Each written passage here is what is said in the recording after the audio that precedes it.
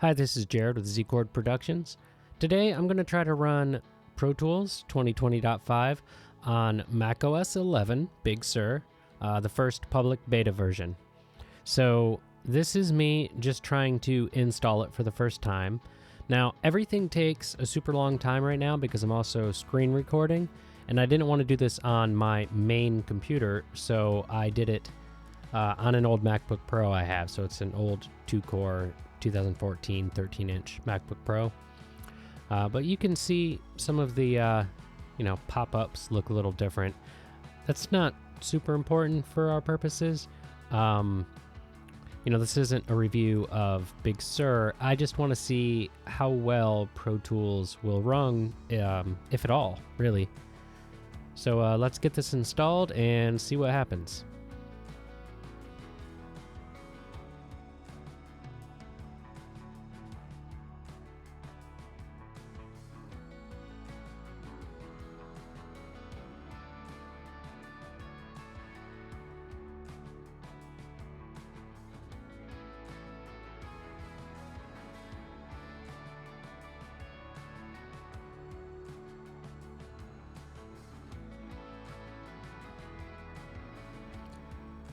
All right, we have the splash screen. That's a good sign. Give it permissions. Let's see if there are any other permissions that pop up. I'm used to that one. It was also in Catalina. This one was also in Catalina as well. Again, this isn't a macOS Big Sur review, but you do notice everything looks a little different. A lot more like my iPad, really. Alright, the QuickTime warning. That was in Catalina as well.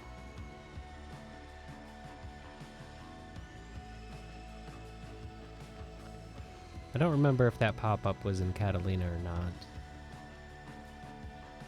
Yeah, I didn't install any plugins. Alright, here we are. We are in Pro Tools. Open up the system usage window. Now you notice those black bars, and then they disappear when I move it.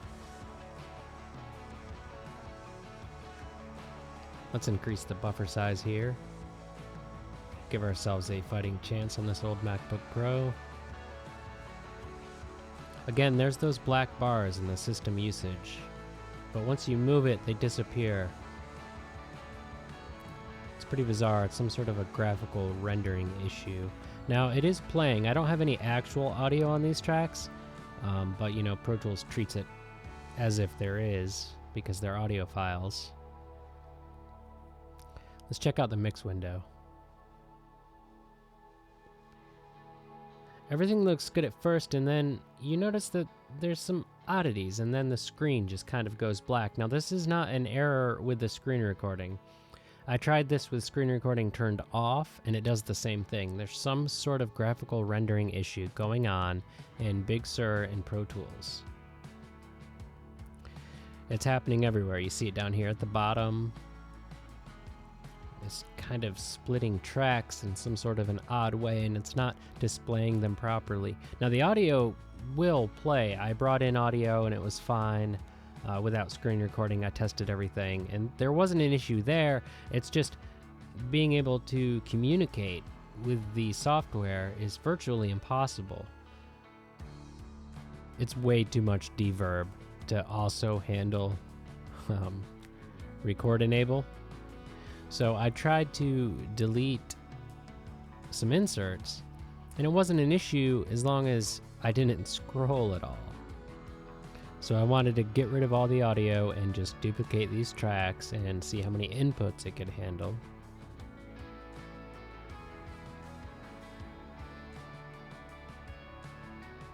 So far, no issue. It's allowing me to record enable every one of them, 8 so far. All is well. It's recording. There are no CPU spikes. I mean, you could use this as a multi-track recorder, but I just wouldn't trust it for how unstable it seems to be. It hasn't crashed yet, but you see over here where all of the record enable buttons are? there's some on top of another, and some of them are showing that they aren't, and the meters are all kinds of messed up. Something is very wrong here in the graphics rendering. Look where the solo button is. It's right in the middle of the track name. I'm just trying to do some very basic, Pro Tools tests here, and I'm having quite a hard time. Let's go into the mix window here, and something is very wrong. There's black boxes and black bars. So I'm still trying to just see how many tracks I can record enable, but it's just not working very well for me. I mean, look at the record enable buttons. They're right next to each other. Where's the input monitoring? And then they disappear. Over here, I try to click record enable, and it doesn't work. So then I click input, and it turns on record enable. So now there's 2 record enables again. I'm sort of beating a dead horse here, and I understand that. This is a beta, right? Like, if you use any software for your income that you rely on, or otherwise, really, do not use beta software. In fact, I don't even recommend you using the first couple of releases. Not until, like, all of the software you use has verified that release. Now, obviously, issues aren't usually this major with mainstream releases, but beta releases can be like this. Most likely, it's just a graphical error inside of macOS 11 Big Sur that they haven't sorted out yet. Let's admit it, I had a lot of fun doing this. I was able to do this. I had the time to do this, the capability of doing this. So I hope it has been, at the very least, entertaining for you, or maybe even educational. That would be pretty great. If anybody has any questions for me about this, I'll try to answer them down in the comment section below. If anyone would like to see more content like this, just let me know, and if it's something I'm able to do, I'll give it a whirl. Thanks everybody for watching. This is Jared from Z-Chord Productions. I was gonna say click like and subscribe, but that seems kind of weird. Have a good day.